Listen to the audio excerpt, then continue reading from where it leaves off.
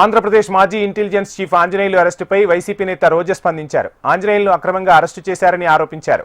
కొందరు పోలీసులు తీవ్రమైన తప్పులు చేస్తున్నారని, దమ్ముంటే సీఎం చంద్రబాబు స్కిల్ కేసును సీబీఐతో విచారణ జరిపించాలని డిమాండ్ చేశారు. కూటమి సర్కార్ డైవర్షన్ పాలిటిక్స్ చేస్తోందని రోజా ఆరోపణలు గుప్పించారు.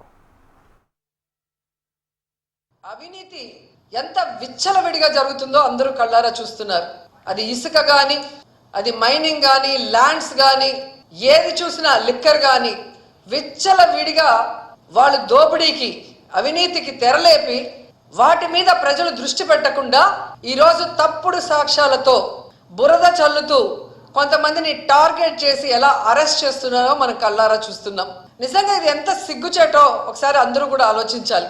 ఈరోజు ఇంటెలిజెన్స్ చీఫ్గా పనిచేసిన పిఎస్ఆర్ ఆంజనేయులు గారిని అరెస్ట్ చేసి తీసుకురావడం చూస్తుంటే డైవర్షన్ డర్టీ పాలిటిక్స్కి పరాకాష్ట. అంటే ఈ కూటమి ప్రభుత్వం ఎంత దిగజారిపోయిందో ఇక్కడ స్పష్టంగా అర్థమవుతుంది. పోలీసులు గుర్తుపెట్టుకోవాలి, ఈరోజు లోకేష్ చంద్రబాబు నాయుడు మాటలు విని రెడ్ బుక్ రాజ్యాంగాన్ని అమలు చేస్తున్న పోలీస్ ఆఫీసర్స్ ఇది మీరు అర్థం చేసుకోవాలి.